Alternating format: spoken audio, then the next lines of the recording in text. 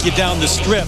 Rivio, remember Derek Rivio starring for the Zags? Nick Rivio stars for the Pilots. Yeah, Rivio can really fill it up from outside. The first family in West Coast Conference play, and Patty Mills, everybody anticipating his return to the limelight. Rivio's dad was a Hall of Famer for the Portland Pilots many years ago. They come in 19-11, 9-5 West Coast Conference play. TJ Campbell, just a freshman, the co-newcomer of the year in the conference. Porter, Rivio, Smelders, and Kramer Knutson, one of those bodies inside, just a sophomore. He goes about 245 pounds. And for St. Mary's, Mickey McConnell's going to get the start at the point, so it won't be Mills. We should see him shortly, though. Wayne Hunter, Lucas Walker, those are names that really had to step in during Mills' absence and play well. Then inside, great combination, Diamond Simpson and Omar Samhan. One of the best combinations in terms of going to the glass and getting rebounds in the country. And Terry, you mentioned Wayne Hunter in the lineup. Sometimes you have adversity brings about positivity for your team. When others have to step up and do their thing, Mickey McConnell, Lucas Walker, Wayne Hunter, those type of players had to step up in Patty Mills' absence. I know one of your favorite players, yes, not only in the West Coast Conference, but around the country, is Diamond Simpson. Look at the numbers on him. Yeah, the numbers speak for themselves, but he's got a heart of a warrior, one of the best offensive rebounders in the nation, a little undersized at the power forward position at 6'7", but he makes up for it in tenacity and know-how. St. Mary's coming in at 24-5, 10-4 in West Coast Conference play. But a major question mark. People around the West Coast Conference believe they're in the NCAA tournament right now. Have they earned the right to play there, or do they have to win the championship game? I think it would help them to win the championship just to take all doubt out of the selection tournament committee's mind. But I think they've done enough work. They're 18-1 when Patty Mills is in the lineup. They don't want to sit on that, though.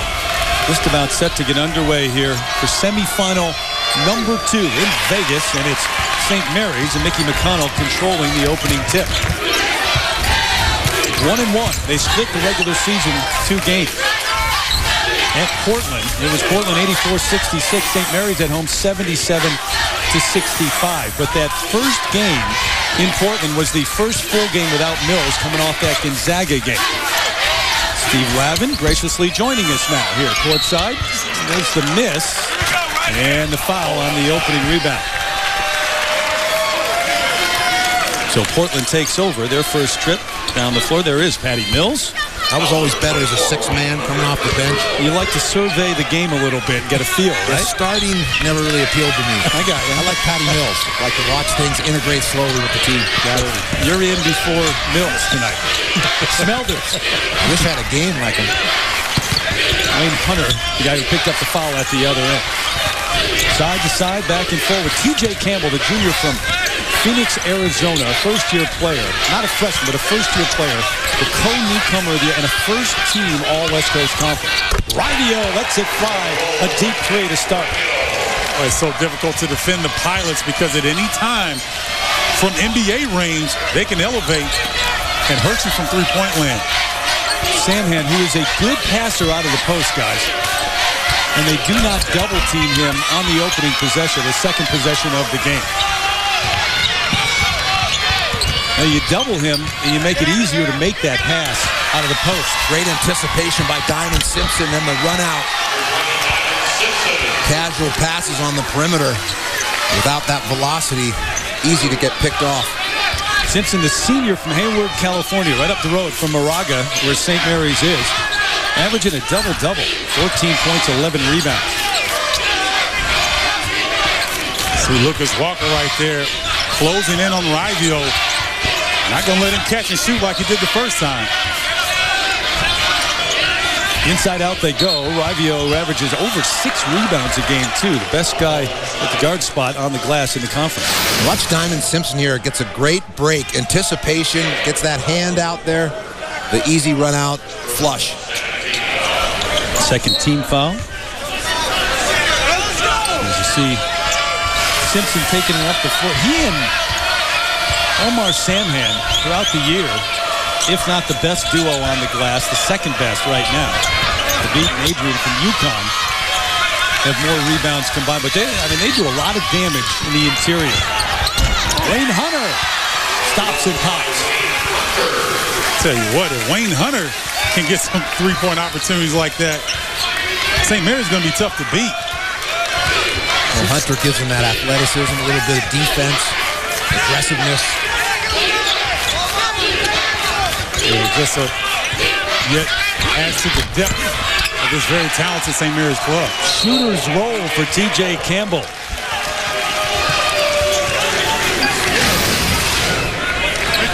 T.J. Campbell, outstanding from three-point land, and that's when you know you're a shooter, and you're shooting almost 54% from three-point land when you get bounces like that. That leads the league in three-point percentage, second in assists. Simpson, they tried to double, but Livio a little bit late getting there, and the first foul called on Robin Smelders, the junior from Braunschweig, Germany. So Simpson to the free throw line. And a good post feed by Omar Samhan. Those two work well, Diamond Simpson and Omar Samhan as a tandem, looking for one another in that vertical high-low game. Tough matchup. And talk about these two guys here, Samhan and Diamond Simpson, would get up at 6 o'clock in the morning and hit the track in the offseason.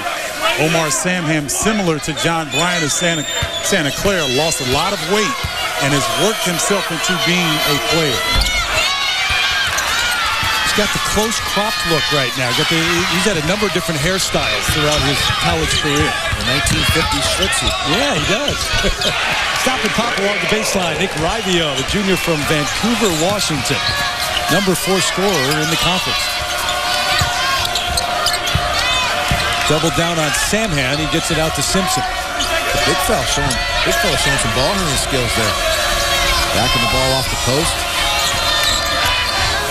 Well, Samhan is just a player. He's really a guard in a big man's body. Turnover back to the Pilots, right in front of Eric Revenell. And here comes Patty Mills. Had that great first half against Gonzaga, at Gonzaga, 5 weeks ago.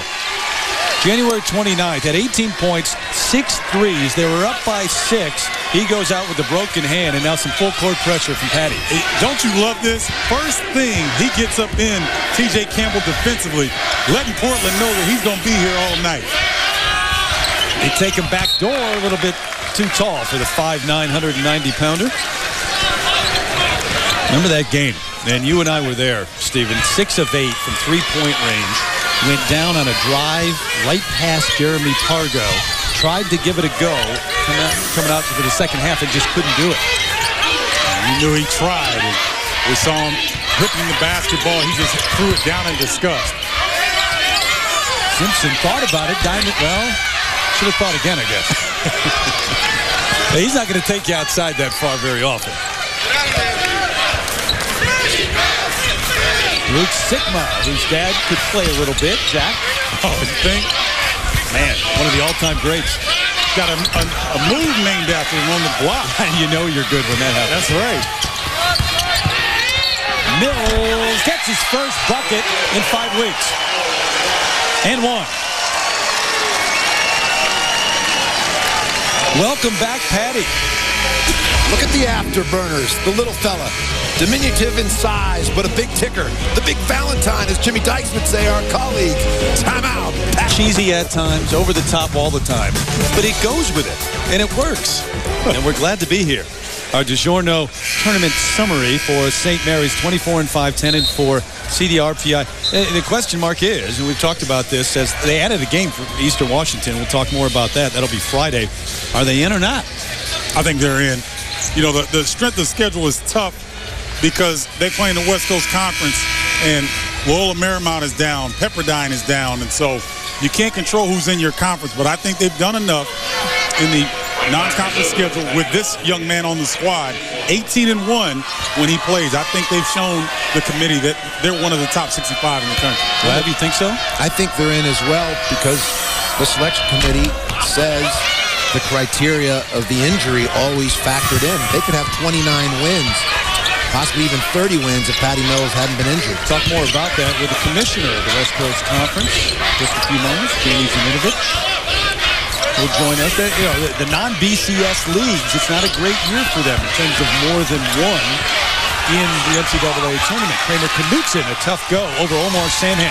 Here comes Patty Mills off to McConnell, who thought about it. And goes to Samhan, left hand, and in. That's pretty basketball. Two-man basketball. McConnell looked like he was going up for the jumper. Omar Samhan showing you Sam Hand with the nice hands. You like that, huh? I didn't say that. Sam I am. Green eggs and ham. Dr. Seuss. Sigma to Knutson. You pronounce the K. That's a tough matchup for him. I mean, Samhan just bodied him up. Second time. Coach Lab mentioned in our first game, he built a wall straight up, forced a tough shot. Mills, tough to the board, off to Rivio. What do you think of Patty so far, what you've seen? I think seems comfortable. You know, there's a tendency when you've been away for a while and you step back in to competition to feel a little like Zeppo and the Marx Brothers, or in the Three Stooges, maybe Shemp, you know, where you feel a little out of place.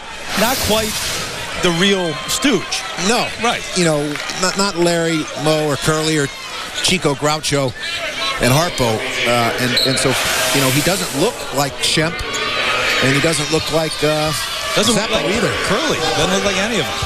9-8, St. Mary's with the lead. The Stooges getting this broadcast. Sigma, other than Luke. Hey, the Stooges could run a mean three-man league. They're very underrated. Sophomore from Bellevue, Washington with the early bucket. Early knee injury this year slowed him down. Played more and better as of late. Violation underneath. 3 seconds, and it gives it back to the Pilots. It's a dangerous game for St. Mary's.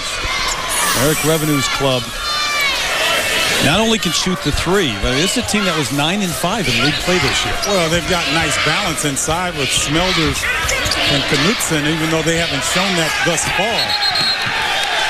10-second violation. There's the pressure from Patty Mills. Look at the clock there. This is what impresses me about Patty Mills, though. He's coming out playing hard. That's the only thing that you can control in the game is how hard you play. And he's affecting the ball game without really being that aggressive offensively. There's a foul. Two of the bright young stars in the coaching business, Eric Reveneau and Randy Bennett. Of course, Eric Reveneau, as good as it gets at mentoring or tutoring big men because of his experience under Mike Montgomery. All right, there's the first long-range shot from Mills, and he came up short. It looked like he had a little pressure on that release, and so he can use the bounce to free himself a little bit. We'll probably see that as he gets more comfortable on the floor. Sigma, not quite a Sigma move, but a nice one along the baseline. That was a second foul, by the way, on Campbell, so he's had to go to the bench. Taishi Ito is off the bench to run the point for Portland. Like the jump hook exhibited by Sigma. He's a facilitator, a good passer out of the post as well. Scoring is a bonus. Calvin Hughes with the ball. Now coming off the bench for Randy Bennett along with Ian O'Leary. They were starters earlier this year. Quick hands, 10 on the shot clock. Well, even though he didn't get that pass to go, Patty Mills draws so much attention defensively when he puts it on the deck that he creates opportunities for his teammates as well as anyone in the West Coast Conference. See what he does one-on-one with Ito here. Shot clock running down. Slices through. Mills. Offensive foul. Wipe off the basket. Look at the afterburners as he splits the two Portland defenders. Finishes. To me, that should have been an N1. I'm with you on that one, Coach. That was not a charge. Sliding under. He was already committed to the air as the defender was sliding under him. Mills, one of 5 Aussies on this team. There goes Diamond Simpson, another steal. Second one tonight. Blocking foul on Ito. Was he not there?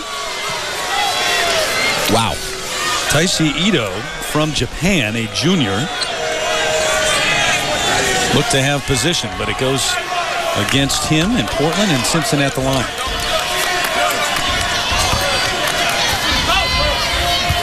Taishi Ito, Montrose Christian, same high school as Kevin Durant. Yeah, you're right. Take another look at those two block charge calls. Tell me the difference. To me, Sikma's sliding under. Mills was already committed to the air. Right. Dangerous play as well.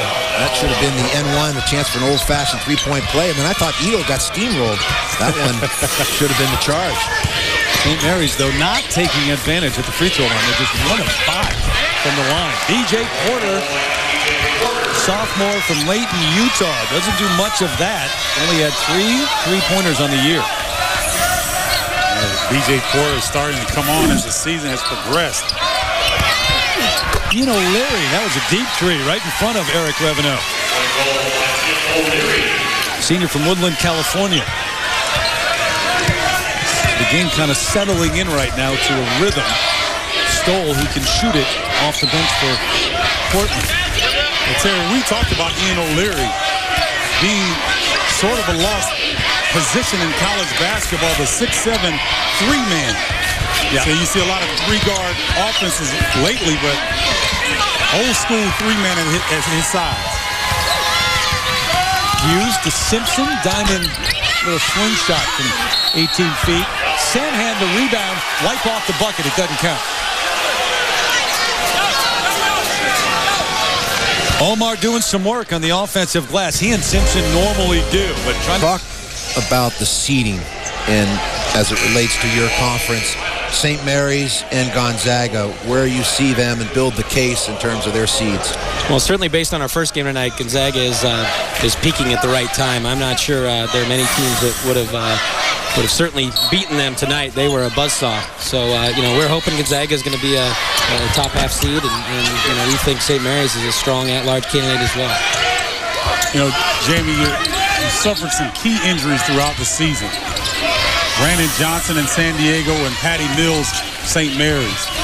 How do you think the league has responded as the regular season and the conference tournament closes down? We obviously can't control the injuries, but I think St. Mary's is a good example of really being fairly resilient. They had a little blip right after Patty got hurt, but since then they've been playing very good basketball without him. And now with him back, you just look at them. I think if anybody saw their first 19 games with Patty Mills at 100%, you'd say that's an NCAA tournament team. Carlin Hughes giving it off to Samhan, who gets the bucket up and in. So we are tied at 15 here in the second semifinal of the night. Jamie, we're watching a team here that has 5 players from Australia. I think they have 3 more coming next year. It's an international game these days. You've had, 23 games throughout the season shown in Australia, right? Yeah, thanks to our friends at ESPN, we had put a package of 23 games together. Every single one of our programs was shown in Australia.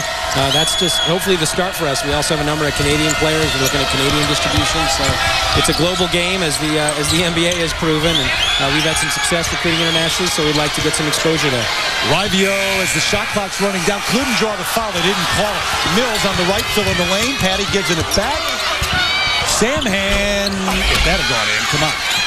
And Smelders hauls it in. Samhan slow to get up here. You're talking 2 teams from this conference that you believe are in.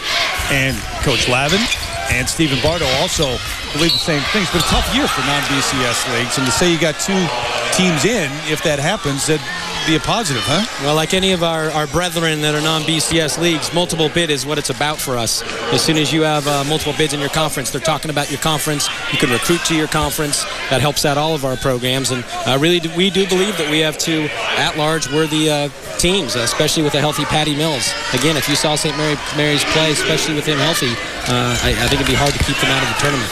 They're a strong team. They have all the parts, players up front, great backcourt, great depth. They shoot the ball well, defend well, and they're very experienced. So, I think that we're proud that we are in the conversation about multiple bids, but we're also proud that I think all of our programs are getting better. You look at this Portland program, it's a program that for 2 years in a row won 9 games. They end up going down the last weekend in second place of our league, and what Eric Reveneau is doing with that program to get them better is really important for our league. Big picture, as the West Coast Conference Commissioner, moving forward, what are some of the major initiatives that you're focused on in terms of points of emphasis for the conference? Well, certainly we need to keep investing in men's basketball. It's so important for our league, not only for basketball, but other sports and our institutions. We'll potentially look at new membership this year. No guarantee that we'll add members, but we want to look if there are other partners out there. We're an 8-team league. And beyond that, we also want to look at what we're doing in the new media area. Part of our global presence in television is part of that, but we really want to, from a branding perspective, push the West Coast Conference nationally in terms of recognition. We have great competitive programs, not only men's basketball, but a lot of other sports. We'd like to be recognized for that. Smelders with the push, so that's the second foul on Robin. Final thought, we like it here in Vegas. So yeah, go ahead and keep we like to keep you guys happy, so stick around till tomorrow, right? Jamie Zinovich, the commissioner of the West Coast Conference. Thanks for coming by. Terry, Steve, you guys are great. We appreciate it. Look forward to the rest of it tonight and tomorrow night, the championship game. Who will meet the Zags for the title tomorrow night? St. Mary's or Portland. The Gales with a 1-point lead in Patty Mills' return. O'Leary, skip past Sigma. Good anticipation. Shot clock, it's okay. It's at 17. Portland's got this pace of the game where they want it, guys. Mills way off. And O'Leary can't save it. So Patty, who's played pretty well here in his first effort back, has not shot it well. Just 1 of 4. And 0 for 2 from beyond the arc. And that's to be expected when you consider the rust on his game when you haven't played in game conditions, because there is a difference. Even under practice conditions, you can't simulate what an actual game is like. The duress, the pressure, the speed. And being in Vegas as well. You just don't feel yourself. Sigma kept it alive. Knutson with a try. Not a very strong one that time. Third point guard already on the floor for Portland. Eric Waterford has come in for Ito. Remember, TJ Campbell has 2 fouls. Basket interference. No good. Yusef Smith, the senior from the Bronx, high above the glass. One of the bench players on the floor for Randy Bennett. Yep, good call. St. Mary's with a 1-point lead over Portland. 7:36 left here in the first half of the second semifinal of the West Coast Conference. Patty Mills coming back. Quickly come to learn that all you want to do is play Gonzaga. I love to play them in the West Coast Conference final. Can't describe how excited I am to get back on the floor and give back to Gonzaga what they've done to us. That is what it's about in this conference, right? You're talking about the creme de la creme of the West Coast Conference year in and year out. And it didn't take Patty Mills long to understand that right there. Strong words, though. You got to beat Portland first. If you're going to throw that out there, too, you know Gonzaga's reading that, too. Great bulletin board material for Mark Few and his troops. See if they can get there. They got some work to do. And Mills has not shot the ball confidently at this point with that injury. 1 for 4.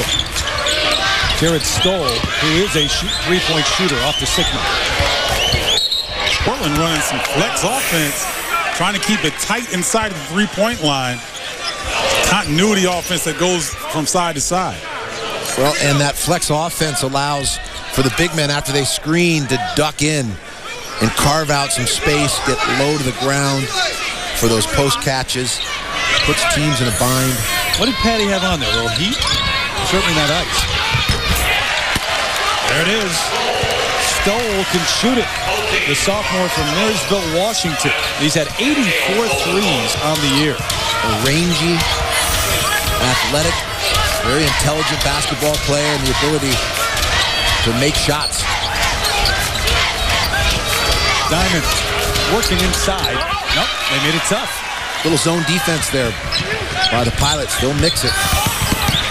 Waterford swatted away by Diamond Simpson. That's the other thing he does very well. Here comes Hughes, who lost it in the open court, and Rivio trying to answer. Nice decision that time. Knutson. Waterford, long-range 3. 4-point lead. Look at the pace of the game and the way that Portland is playing without TJ Campbell on the floor. The push in the back by Sigma. That's his first foul. Don't forget, championship week rolls on Tuesday night. women's and men's conference titles. Big East women, and then it's Horizon League action. Cleveland State and number 22 Butler coming your way on Tuesday. We take you all the way through the week. What tournament, other than the ones you're doing, has you most excited?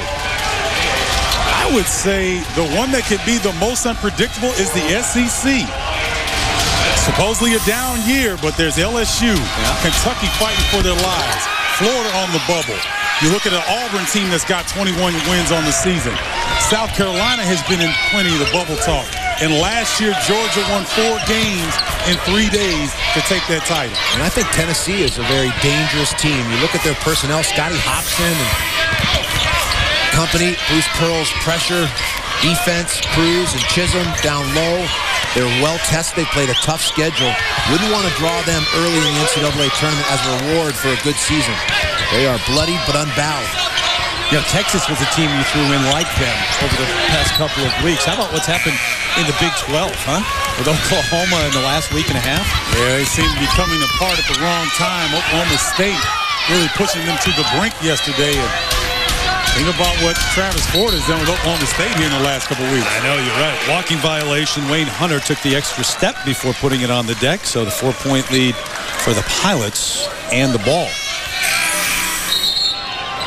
But Kansas winning another Big 12 title after having to replace everybody in the starting lineup from that championship team just about. You know, as the 1 seed, just projecting things will change. It's fluid with the conference tournaments. But let's say Louisville, Pittsburgh, North Carolina are 1 seeds. Michigan State, I think, with the conference tournament championship could move into a 1 spot. And look at the 2s. UConn, Kansas, Oklahoma, Memphis, and Washington.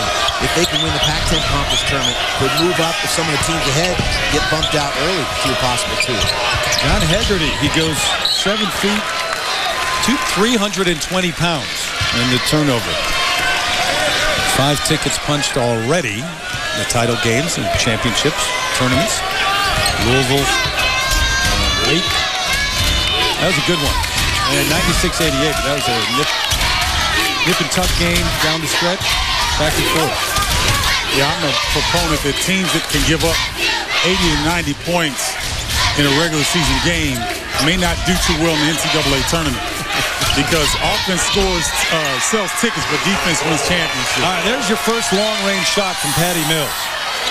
He's got 5. He's 1 of 3 beyond the arc. Well, Mills with great lift. Gets the flexion in the knees. Of course, the shot starts from the floor. Got that rainbow arch on that shot. Now, of course, Stephen Bardo feels that way because he's a product of Big Ten basketball. He comes out of that grinding, methodical, valuing ball possession. Now, you got to remember, though, Lab, when I played the Big Ten ran, we got up and down the floor. We averaged 86 points a game. But it started with defense. Oh, it did start with defense, but it wasn't the plotting, methodical stuff that you're seeing now. Well, look at the talent you guys had. Will Henson now, he's a great recruiter. Battle, Lowell Hamilton, Kendall Gill, Stephen Bardo. Well, you were rolling until that last one. Hegarty picked up the foul. That's his second. How about the long-range 3 from Mills? First one we've seen from him tonight. It's a good one going on. Second semifinal in the West Coast Conference. Thanks. Back here in Las Vegas. Now I'm sitting next to a man who is an expert. Grew up in the Missouri Valley area. What do you think? Well, I thought Creighton might have been in as an at-large, but when Illinois State pounded them by 30 in the conference tournament semis, that doesn't look good to the selection committee. No. You know what's so tough about losing early in your conference tournament is you go home, you have no control over your destiny and fate. It's now in the hands of the selection committee. The teams that win in advance have that national stage, a captive audience to keep building the case or the argument for them deserving of being in the tournament or getting higher seeds if you're already in the mix as one of 65. That's an awful feeling. I've been on both sides. You know, when you know you're in the tournament and you watch that selection show, and you're just trying to find out where you're going to go and what your seat is, as opposed to, are we in or not? I mean, it's like waiting for you're trying to go to a certain college. Am I accepted? Am I not? And it's going to be so large in your life over the next couple of weeks. And you're watching those other teams go to work while you're sitting on your fanny. And you did have to wait and see if you could get into college, right, academically, correct? I did not mean that on a personal level. You were a scholar athlete? I thought you were a scholar athlete. A lot of abuse. Jason Hannibal. I always see you reading on the planes. Now, I know it's comic strips and comic books, but still. I mean, what's wrong with that? You go with what works. Superman? Okay, Lev? Actually, he's reading Queen of Scots. Weren't you married Queen of Scots? Is that the most recent one? It was Elizabeth, but you were close. She was in the movie. Well, you gave me a lecture on Mary Queen of Scots, right? Yeah. That's what it was. All that time overseas with golf. Hannibal inside as we get back to the action. Well, they got some beef right now inside. Jason Hannibal goes 6'10", 270. John Hegarty goes 7 feet, 320. Yeah, it's a lot of food at the training table for Portland between those two. Bet you don't get in their way either. No. Hegarty missed the first half of the year for personal reasons, so they really like him. They think he's going to be a very good one, kind of like John Bryant early on in his career, but he's still not yet in shape yet. Walking violation on Ito. Tied up at 21. As we remind you once again, Southern Conference Championship comes your way Monday. College of Charleston against Chattanooga. No Davidson there, and back here for the title game tomorrow night, 9 Eastern. Hey, you talk about Davidson's absence from the Southern Conference Championship game, and Coach Lev, I don't know about you. They're going to be sweating bullets come Selection Sunday. Yep. They played a tough schedule, but didn't beat enough teams. And that's really, as much as anything, what it is about. We've kind of learned that, haven't we? Knutson, another tough shot. Nothing easy for him over Samhan. Here comes Patty Mills in the open floor. Gives it off. Hunter can't get it to go. Samhan, and it was knocked out by Portland. Well, Hunter trying to avoid the charge on Ito, but came up a little short at the rim. Nice job of Mills leading the break, and a lot of contact there with no call. You know, just watching these semifinals tonight, I think our viewers would be surprised how big all four of these teams are. 6'10", 6'11", big dwarf teams like Cal or Stanford this year in the Pac-10. Second foul on Patty Mills, and the same variety. The offensive foul near the hoop. Watch the movement, though, from... I don't know. Oh, that's a good call. You don't think so? He left his feet before Mills made the contact, if you're wise. You can jump straight up. You've got a right to that spot. I think he was going into his act. You thought it was a body slam. Yeah, I thought it was a little WWF. I thought it was some Slumdog Millionaire going on down there. Hulk Hogan. I thought it was a no-brainer. It was the right call. What the heck? You gonna argue with that? So we're all on the same page. Exactly. Simpson comes up with another steal. Here comes Patty. Mills just a sophomore. You forget that. Played on that Olympic team, was great. Simpson will go to the free throw line. And the foul on Kramer Knutson. You can see Portland, because of the depth they have, 5 big men, 25 fouls at their disposal. There are no easy baskets when you take the ball to the hoop. They look to put some lumber on you and drop you to the floor. Looks like the old Detroit Pistons when you took it in the lane against them. Yeah, I could see that. Sweet no look by Mills, though. You saw that. Got in pain and looked away the defender. So he's getting more comfortable as he gets more time on the floor. 19 fouls on Portland now, 7 on St. Mary's. You talk to NBA scouts. They all, coming into the year, had Patty Mills in their top 5 in terms of point guard prospects in this year's upcoming draft. And that's including overseas. Most NBA people feel this will not be a very strong draft on a down cycle. Knutson just having a tough time getting a shot off. Good defense by Sikma. But back out to Mills, short. What he's missed short. Yes. And you're talking about flexibility in that hand and that wrist area that's broken. Good point. The ability to have that pronation. Flick, yes. Flicking the basketball right to the end. First foul on Diamond Simpson. And the 8th team foul overall, so they go to the line. Ravio is a 70% free throw shooter. I was kidding earlier, trying to draw the parallel to Shemp with the Three Stooges or Zeppo with the Marx Brothers, but the point there was you don't feel in sync. You don't feel in rhythm when you first come back and you've had that layoff. just out of sorts. And it takes a while. The only way to get that back is to get the reps. And for St. Mary's, unfortunately, they don't have much time here. We're in the postseason. McConnell? Nicky McConnell. Kind of rolls off your tongue as we near St. Patrick's Day. Long range, and they've got a 3-point lead. We haven't even seen Clint Steinler yet in the game. St. Mary's tremendous depth can come at you in waves. Both these teams, Portland, you look at the stat sheet, has already played 11 players in the first half. Timeout. Eric Reveneau and Portland. Don't forget, TJ Campbell spent much of this first half on the bench with those 2 fouls. Randy Bennett, you think about the job he's done at St. Mary's. We always judge coaches what was there before and what's there after. I mean, they were down and out. You could make the argument they were as bad as any college basketball program in America before he took over. Well, basketball bloodlines, his father, a legendary coach in Arizona at the junior college level in Mesa, Arizona. Then had great mentors at San Diego. Hank Egan, worked for Lorenzo Romar, Brad Hawkins. Had an excellent reputation as a recruiter to find the diamonds in the rough. He's been able to develop that pipeline over in Australia, but even over here. Shot clock running out, guys, and that's a violation. Portland is gone over 5.5 minutes without a bucket, without a point. St. Mary's on a 7-0 run. Both teams playing pretty solid defense here in the first half. Look at the field goal percentage of St. Mary's shooting only 36% from the field, and Portland just a little bit better at 40%. So the effort there on both defensive ends. Mills, no, short again. One shot here if you're Portland. Shot clock is off. Maybe not. Yeah. Let her go. Jared Stoll says, hey, look, I'm a 3-point shooter. I do what I do. No matter the situation. We are tied at 24. That's what the pumpers and the gunners do. Put her up. Like the mixing defenses. Little 2-3 zone, 1-3-1. They've given a lot of different looks. McConnell, that's a tough shot, Coach, and that's going to do it here in the first half. So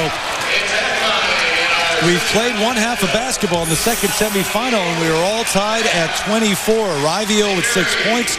Mills played 15. He's got 6 points. Didn't shoot it well, but once he came in, he stayed on the floor. Did a good job and starting to get into the flow. Rivio with 6 in the game, but they're 5 of 5, as I said. Mills, 15 minutes. Once he came in off the bench, he did not start. He didn't go out. But how about 3 for 10 from the free throw line as a team? Yeah, Diamond Simpson really struggled from the line, missing 4 free throws. So, you know, in a game where the margin of error is not large, that may come back to get them. Mills is starting the second half. He was late getting to Campbell, who makes him pay with the long-range bucket. That's a 3. Campbell looks more like a free safety than a basketball player with touch from the 3.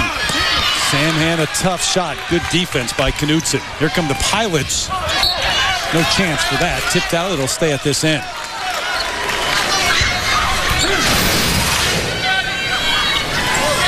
Good execution here early as we watch the back cut, the find, Campbell out of the deep corner. Good catch and shoot. That's a good read and react. Rivio, who was a first-team All-West Coast Conference performer, running the show. Has size, 6'4", 200 pounds. As I mentioned, his brother Derek, a star player of the year in the conference for Gonzaga. Campbell looking for another one, a little bit short. One of the few times that Portland forced up a shot under duress. They had really good ball movement to free their shooters up. Simpson gets it back, his own miss. So Diamond, who had 3 steals in the first half, and he's tied the record. So his next steal, he will have broken the record, career record for steals. And at that point, he'll hold the all-time rebounding, shot blocking, and steals record in St. Mary's history. Not bad, huh, for a career? Here comes Mills in the open floor. A little bit late getting there is TJ Campbell, and that's his 3rd foul. There's that one-man fast break. The speed demon, Patty Mills, can change the dimension of game at both ends with that blazing speed. If you're a member of the selection committee, trying to figure out whether or not he is back, whether St. Mary's is quote-unquote back. Are you convinced yet? Oh, I'm convinced. And at that full strength, game with Eastern Washington will be very key for them. Yep, they got that extra game, scheduled that for Friday, so we'll see. They're down. 1-point lead for Portland over St. Mary's here in the semifinal. Who will meet Gonzaga in the title game tomorrow night? The series this year, each team won a game at Portland, but that first game, taking nothing away from Portland, that was the first full game without Patty Mills. St. Mary's still trying to get things together and find themselves, and then they won the matchup in Moraga. So they'll meet tomorrow night, the winner of this one, 9 o'clock Eastern on ESPN. The Zags in the title game once again. Convincing win tonight in the opener. They just manhandled Santa Clara from the start. And I mean, their leading scorer really barely scratched in Josh Heifeld, but they won going away with such balance. And Micah Downs evolving into that X-Man for Gonzaga. Austin Day, a big game as well. Wayne Hunter with the miss. Samhan is down on the deck. They're going to call it on Smelders, I believe. Now they call it on Waterford. Is first. See, there's Samhan going for the offensive rebound. That's a tough foul. It is a tough foul. A little incidental contact, I think.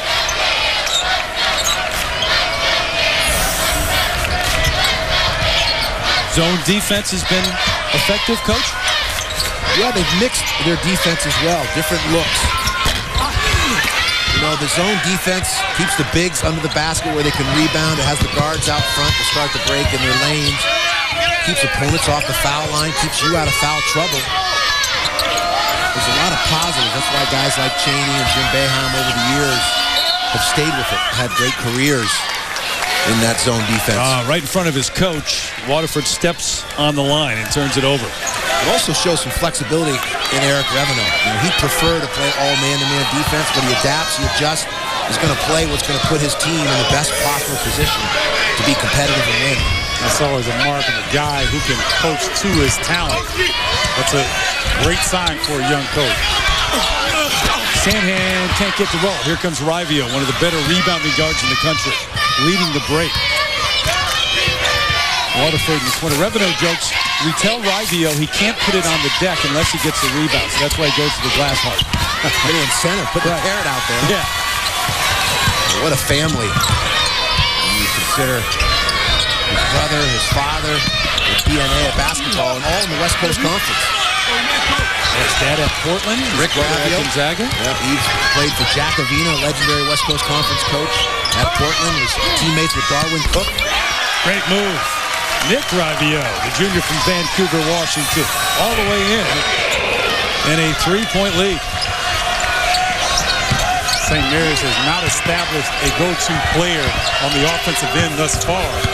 Portland has them right where they like them. Great move from Wayne Hunter, high off the glass and in. Not a great scorer, but somebody's got to step up. I think you're right. Without Patty Mills really being entirely back yet as a scorer for them, they can't look to him.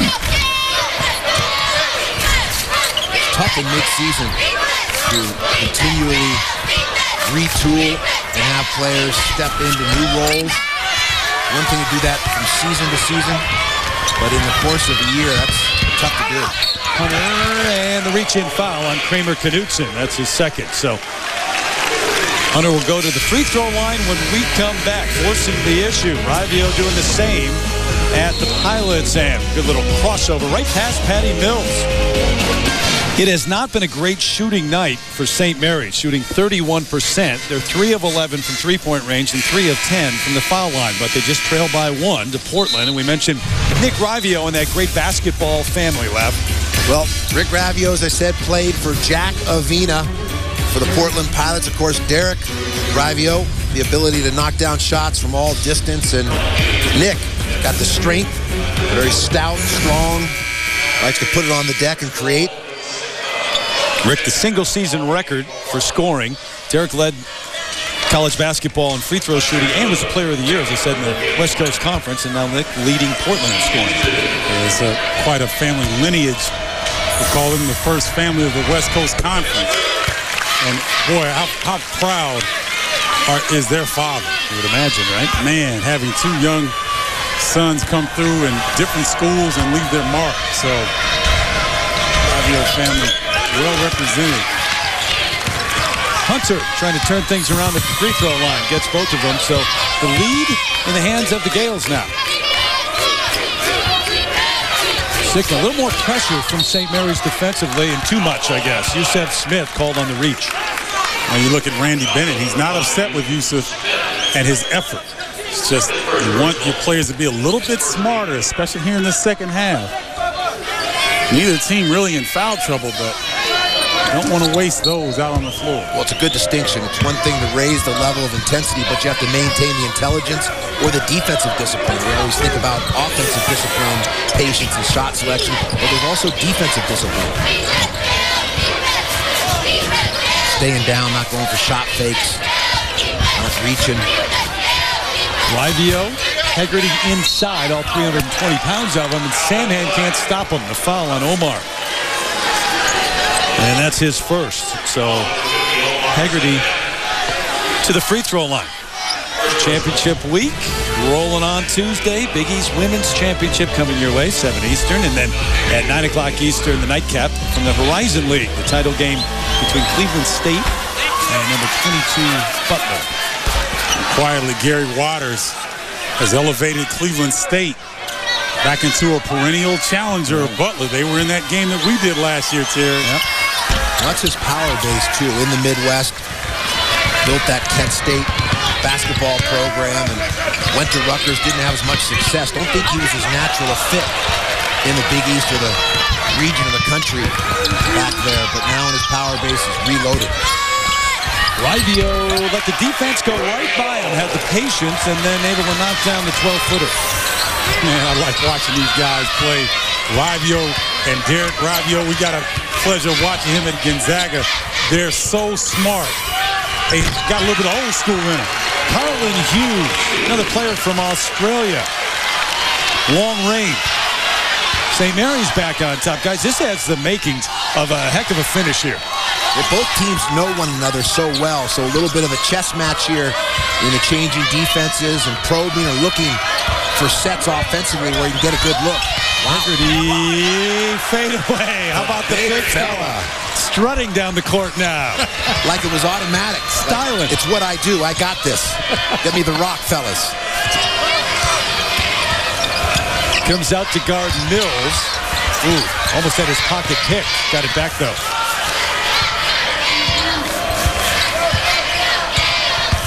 Carlin Hughes. They swing it. Petty. Nope, long this time. Oh, he just can't find his range tonight. You know what I like, though? He hasn't forced shots. He's taking his shots within the rhythm of the offense, and that's what you like to see. You don't want to see him forcing shots, putting his team in bad situations. Waterford, little hesitation on Mills. 5 ties, 9 lead changes in the game already. Tell you what, when you can have a T.J. Campbell on the bench and Waterford can come in and play the way he has. There you go. Mills gets it from the corner. And Omar Samhan with some playmaking ability, facing up, putting it on the floor, and finding his comrade, Patty Mills, in the deep coffin corner. Mills 3 for 11, 2 for 8 from three-point range. Sigma swatted away by Smith, who almost saved it, but couldn't.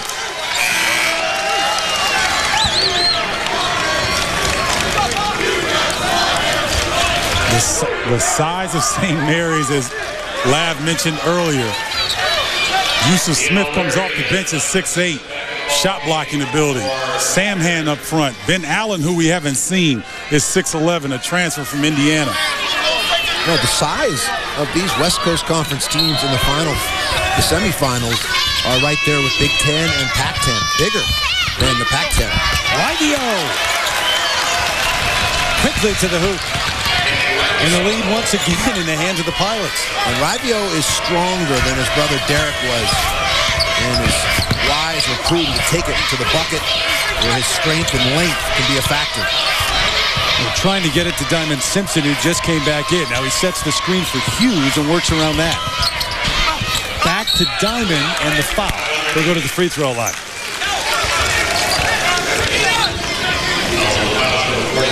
Well, Rivio in a little give and go action on the out of bounds play.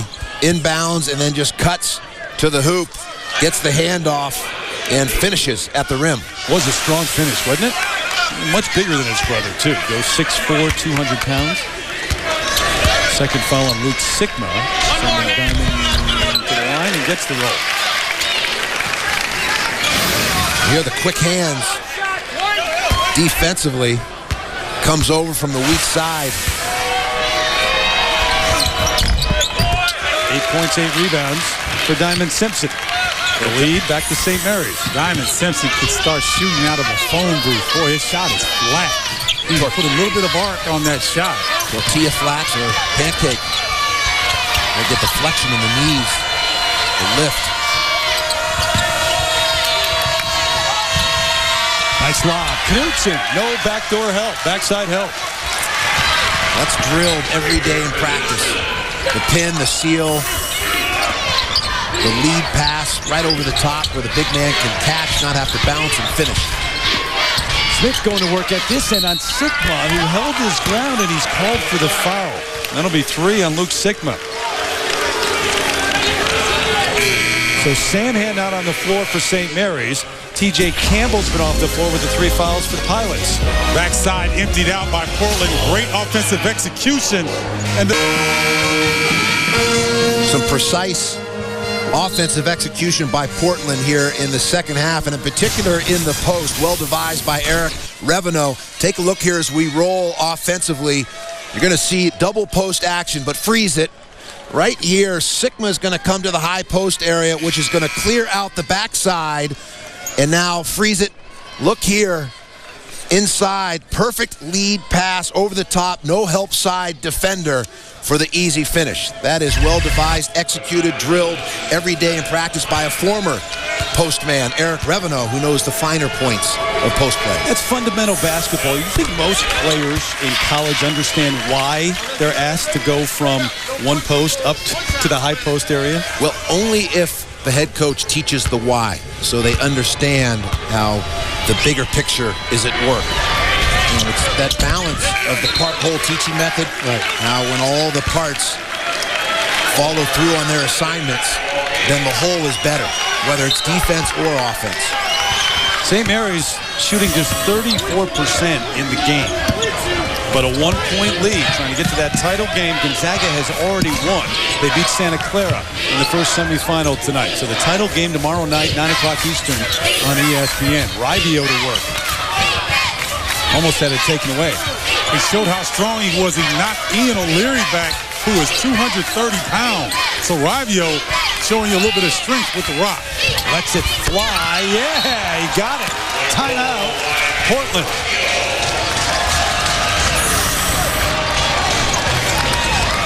The junior can do a lot of things for Eric Reveneau. Does a good job of rocking Ian O'Leary to sleep with that little hesitation rhythm bounce. Gets his feet set, elevates. We've seen that twice tonight from Nick Rivio at the top of the key. Can only hit a shot of that length with that rhythm bounce. You don't have enough strength really to do it without. Championship week presented by Dick's Sporting Goods. Monday, 7 o'clock Eastern, College of Charleston against Chattanooga, and then tomorrow night here, the nightcap. Either Portland or St. Mary's, much is in doubt. 2-point lead for Portland, taking on Gonzaga for the title in West Coast Conference. 15 in the game for Rivio, 9 in the second half. Changing defenses once again from Portland. Trying to keep St. Mary's off balance here and keep the ball out of the paint area. And also keep Patty Mills from being able to penetrate. Here's Mills, just 3 of 11, now 3 of 12 from the floor. I think that's a smart move, the percentage move by Eric Reveneau and the coaching staff to mix that zone in there. And, of course, Patty Mills coming off the injury. Let's see how he responds. If he hits a couple, you can go back to man-to-man. If not, stay in the zone. Knutson over Samhan. Smelders over the back, and he tied up Diamond Simpson. I'm going to call it a jump ball. Got the bear hug from behind, but still came up with the jump ball. Wow. Tangled up. Robin Smelders, the junior from Germany, so it'll be St. Mary's basketball in the possession area. Pretty good effort, though, by both sides. I like the fact that there was no foul called, and Smelders, he's had some tough breaks against him early in the game, and it usually evens itself out.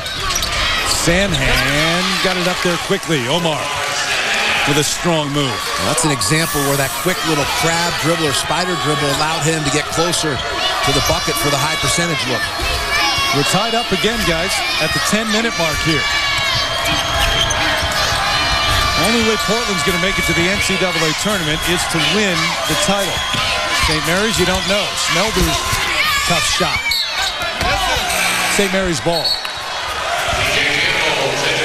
TJ Campbell back in with the 3 fouls. He sat out much of the first half with 2 fouls and has been out since the early going with his 3rd here in the 2nd. So you want to be a cameraman, huh? Omar right in your lap. Omar, the presence of mind to go between the legs. Style points. Nice lob. Carlin Hughes saw Samhan behind the defense. They're attacking the baseline. The vulnerability there in that back line of the zone. In particular when you can throw it up to the big fella. He's got the size, the catch, and finish. Look at Mills trying to get his defense going. He almost slapped the floor Duke style. Got to be careful with that hand. You know, he's slapping. You're right. Knutson, they don't double. And not really looking to go quickly. Kramer in and out. Here comes Mills. Foul in the open floor. Tell you what, Omar Samhan has done a fantastic job defensively.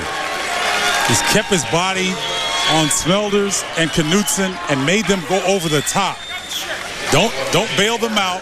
Just make them take a tough shot. And that's as good as you can expect from a big man interior on the defensive end. And he's done a fantastic job of that this season. Second foul on Waterford, the 6th team foul on Portland. Hunter! That's a 3-pointer.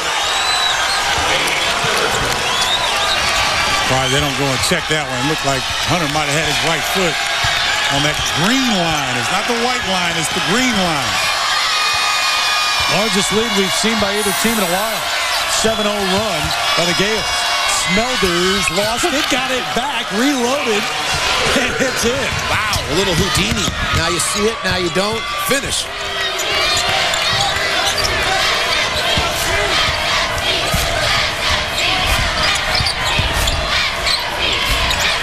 Hughes set up by Mills. Not this time. Run down by Simpson. They got another shot clock. Hunter, Long. Diamond doing the work on the offensive glass and the foul on Knutson. I like it when the big fellas don't get a catch.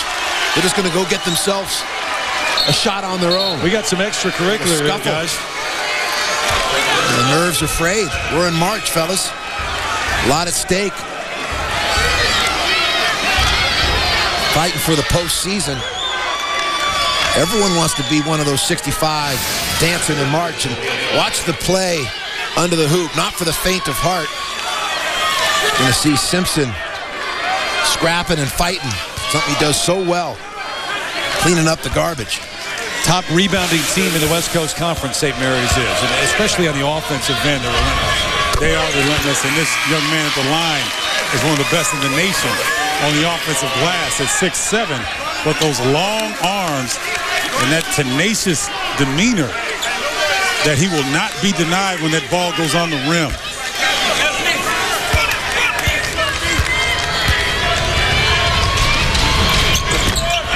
Line drive free throw again. I mean, it doesn't have a chance of going in. No, it really doesn't. That's one of the one weak spot in his game. Doesn't have many. 58%.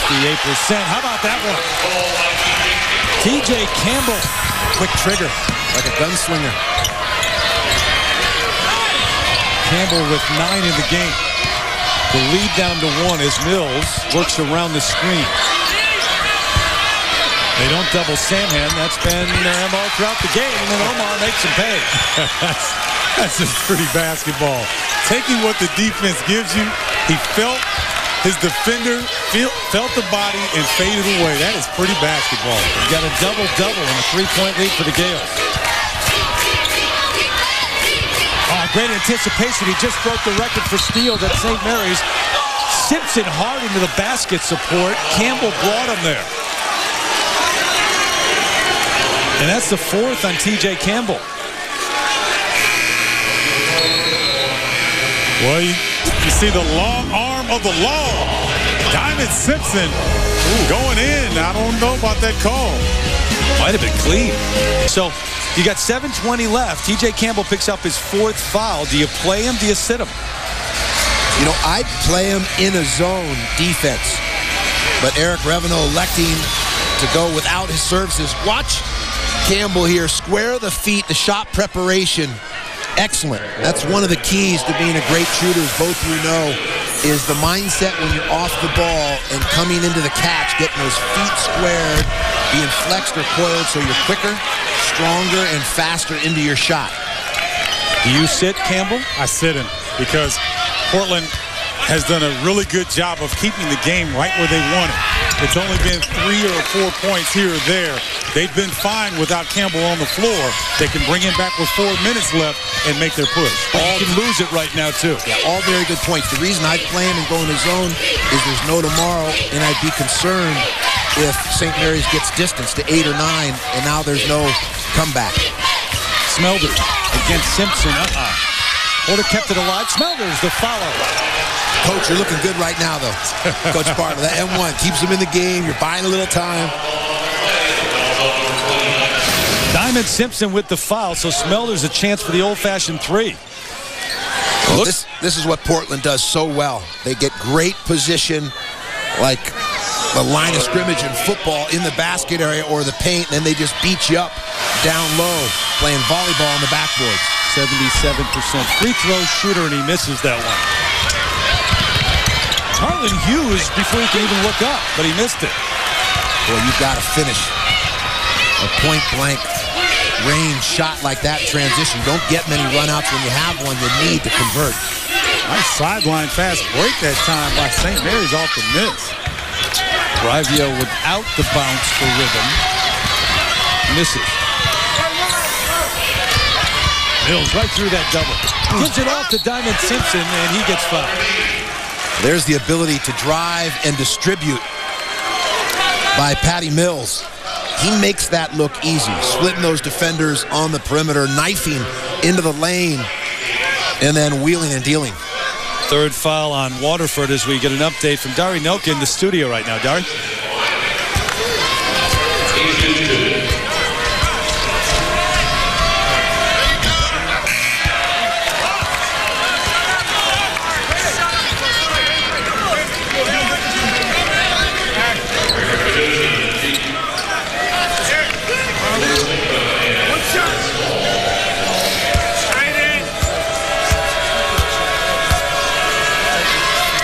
Thank you. Back here, tight one between St. Mary's and Portland in the second semifinal of the night. St. Mary's started 1 for 7 from the line. They're 11 of the last 14. There's the steal.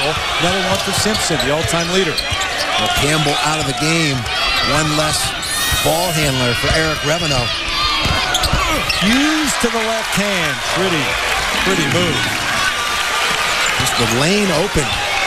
Hughes opportunistic with the finish. Patty Mills' defense, base guarding Waterford, forced that last turnover and took valuable time off the shot clock this time. Well, like sharks with blood in the water. Campbell on the bench. You've got to go for the juggler. Yeah, he's bringing Campbell back in. It's the largest lead. They've just matched that, St. Mary's has. Sigma could use the Sigma move there. Waterford almost had it taken away. That's a tough shot. Almost got it stripped. Quick pass from Mills to Samhan. Samhan never gathered. Never secured the ball and was in position to go up strong. Just kind of flipped one. kid, Patty Mills, as a gamer. I mean, he is laying it out on the defensive end, setting up his teammates. Luke Sikma just invented his own move, the up and under. 3-point game again. Boy, the up under, the step through, drilled in practice every day at Portland. And of course, he got the advantage of his pops at home. Yeah, you think that bloodline kicks in when he gets the ball in the post? Face up, reverse pivot, jumper. We haven't seen that one yet. Samhan, double team, kept it up high the entire time. Well, and that time he gathered, got both hands on the ball, was able to face and put it off the glass for the bank shot. Timeout St. Mary's with a 5-point lead. Under 5 minutes to go now. Well, different generations, but the same results as we look at the Sigmas. Jack from distance with the old Seattle Supersonics. And son Luke dialing one up. Jack with the finish inside. And the identical finish for Luke. Nice. I love those old Seattle teams. Fred Brown, Gus Williams, Dennis Johnson. That trio of guards, one of the best in the history of basketball. Then they picked up Lonnie Shelton, John Johnson with the little shovel hooks across the lane. Former Iowa Hawkeye. Played for Ralph Miller in the Big Ten. Downtown, Freddie Brown. Yes, sir. Had 2 strong championships back-to-back against Washington. Those were memorable championship bouts. I mean, those were knockdown, drag-out affairs. The bullets back there. And Wes Unseld. All right, back to this game. Livio had it taken away. Simpson's got yet another steal. Hughes leaves it for Hunter. Twists and turns in the air. They're going to call a foul. One thing I like about this Portland team, they're old school in the fact that if you come to the basket, you're going to get hammered. It's not a dirty situation. They want you to earn your points, and it's worked because St. Mary's is 12 or 22 from the free throw line tonight. Well, it's a system, a style, an approach employed by Eric Revenon. Teams are a reflection or an extension of a coach's personality. He was mentored by Mike Montgomery, and that's how Stanford played. Really mere images of one another. This is a West Coast Conference version of Mike Montgomery's Stanford team. Big up front, execute on the half court. They don't beat themselves, play position defense. I think Coach Revenon played a little more zone this year than I ever saw Mike Montgomery's teams play, but that's adapting to his personnel.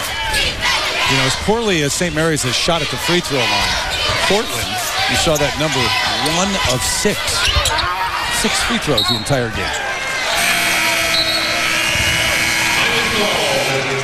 Out of bounds, breaking the action. 3:51 left here in this semifinal game. The West Coast Conference, the Gales with a 6-point lead in Championship Week, presented by Dick's Sporting Goods.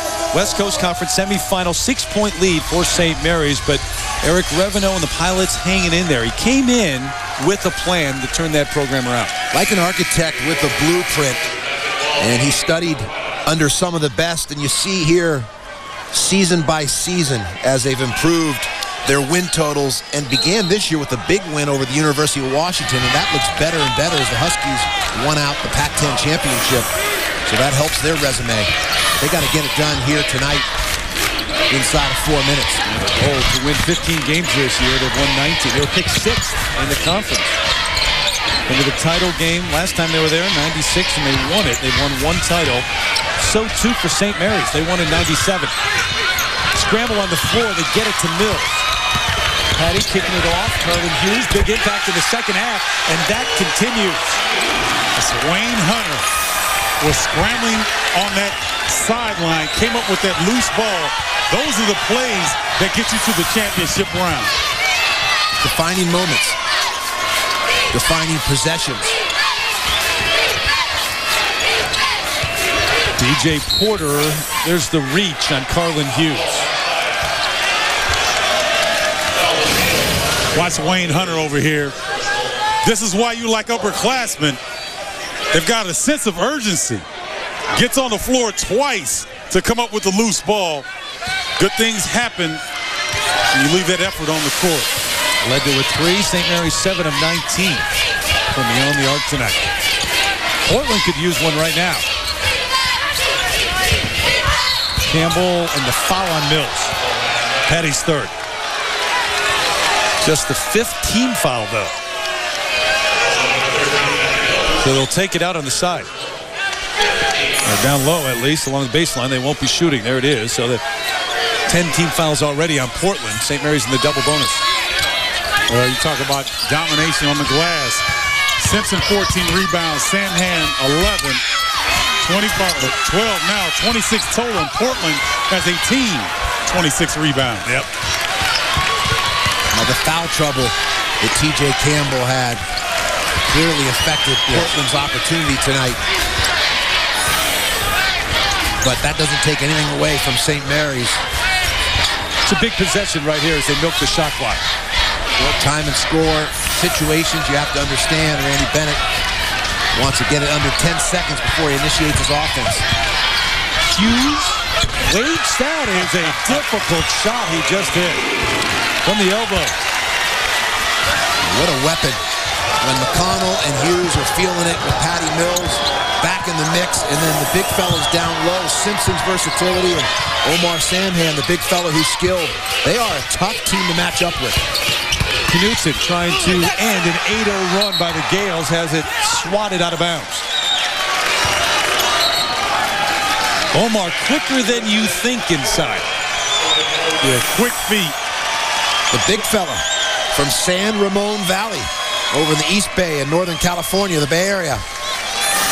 Timeout with 1:40 left and a double-digit lead. So championship week here tonight. Big East Women's Championship Tuesday at 7 Eastern, and then at 9 Eastern, the Horizon League Men's Championship. Cleveland State and number 22 Butler. Championship week presented by Dick's Sporting Goods on ESPN. So time running out right now for Eric Reveneau as they are down by 11, the largest lead for St. Mary's the entire game. They look ahead if St. Mary's holds on to the lead. Gonzaga won both matchups this season. And at the end of the day, even with the injury to Patty Mills, it looks as though we're headed for what people anticipated going into this season as St. Mary's and Gonzaga, the two top dogs of the West Coast Conference. Well, the interesting thing about that graphic, that second game, it was 72-70 and no Patty Mills. So you look at a team that knows that they can compete against Gonzaga even without their main man on the floor. Extending on that point is the coaches claim that they began to find their confidence without Patty in that 1-point loss to Gonzaga. Remember, he had 18 in the first half. He was 6 for 8 from beyond the arc, and they led by 6 at halftime, and then without him, Gonzaga took over. I think the big win over Utah State, also McConnell beginning to get his swagger and confidence while Mills was out, was a positive. As Randy Bennett, another architect of the West Coast Conference power. Going to call the foul on Samhan. They committed the other foul, Wayne Hunter. They had a couple fouls to give. So Hunter's third, but now Samhan picks up his second, and it's in the act of shooting. Best case scenario here for Portland, being able to score without time going off the clock. Have to take advantage of the line where St. Mary's has struggled tonight. Ball right away if you don't get a steal. I think you try in the backcourt to go for a steal. If it comes in the front court, then you try to foul. Yeah, need to create more possessions at this stage of the game if you're Portland. And with St. Mary's struggles at the foul line, why not? Yeah, you don't mind sending them to the line the way they're shooting. That's what your old mentor at North Carolina State did on the way to a national title with you as one of his guards. Won a title that way. 2 of 7 as a team Portland. Now 2 of 8. My gosh. They go after Mills, can't get there. They tried to foul him. There goes Diamond, and he finishes at the other end before they can foul him. Little exclamation point for Diamond Simpson. It's making a team pay for pressure. How'd that pass get in? Took forever to get there, but it does. Smelders with the bucket and a quick timeout taken by Eric Reveneau. Well, you're going to see Portland start to scramble. They tried to foul Patty Mills last time, couldn't quite catch up to him, and Diamond on the other end, but pretty good effort by St. Mary's this evening with a very game Portland squad. Well, Mills wisely here gives the ball up before he gets fouled, so the clock continues to tick away, and at the other end, Mr. Simpson sends one in. A couple of double-doubles for St. Mary's tonight. Omar Samhan with 12 points, 12 rebounds. Diamond Simpson, 13 points and 14 rebounds. They've got 4 players in double figures, though, guys. You talk about Gonzaga spreading the wealth and getting it from a number of different players. So, too, for the Gales. You don't have the record that St. Mary's enjoys over the season of 24-5 without multiple contributions. It's a good inbound there, wasn't it?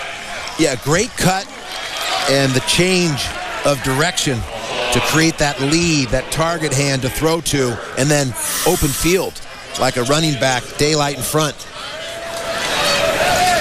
Fouls on Porter in the double bonus. So Mills at the line for 2s, an 88% free throw shooter. You know, it's a simple aspect of the game. We talked about it Saturday at UCLA, but just getting the ball inbounds at this stage of the season is critical. It sounds so rudimentary, so fundamental. In a similar fashion, being able to get a free throw box out in late game situations. How often you see championships or games determined by getting second opportunities off of a free throw. The guys at the inside position don't check them on the glass. Sounds so easy until it doesn't happen.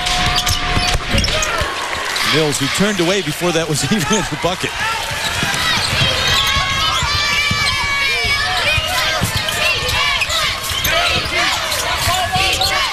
Rivio in the lane over Hunter. Samhan couldn't get to him. Carlin Hughes almost lost it. Valuable seconds here in terms of clock management, ticking away. Oh, that was a tough foul right there by Smelders. So the Gales closing it out here in the semifinal. It wasn't easy. First half, Portland right there with them. It was tied at 24 at the break if you weren't with us. But slowly over the course of the last 7-8 minutes, Randy Bennett's club pulling away toward a rematch with Gonzaga in the title game tomorrow. Watch Patty Mills here in this press offense, the ability to create the lead, to get open, as we're going to see him rub off the defender.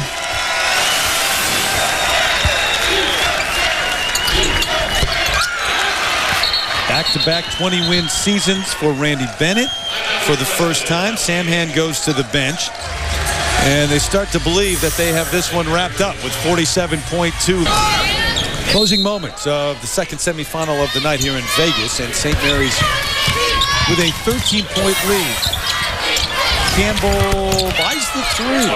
So the lead is now 10. Think ahead to tomorrow night, guys, as the foul comes from Campbell, and that's going to be 5 on TJ Campbell. The matchup between St. Mary's and Gonzaga.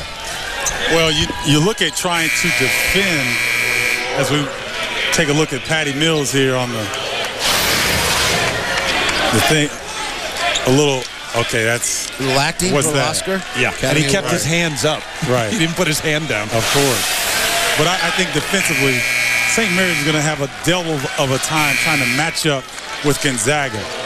And you look at how Heifeld really didn't even scratch offensively tonight. If he gets going, along with everyone else that played well tonight, they'll be tough to deal with. I think the key is Patty Mills. Does he continue to elevate his play? Is his comfort level that much farther down the line? And if so, we got ourselves a great game. Mills with 11 in the game, trying to make it 12, but just 3 of 12 from the floor and just 2 of 9 from beyond the arc. Does he enter tomorrow night's game with confidence shooting?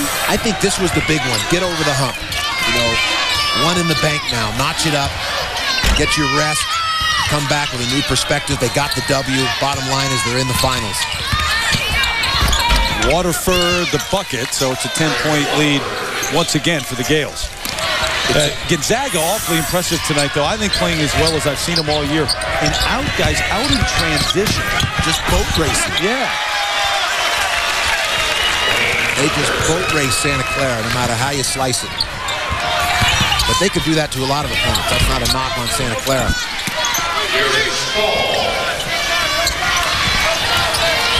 So the final 10 seconds. Here we go, heading towards that showdown tomorrow night. 9 o'clock Eastern, ESPN.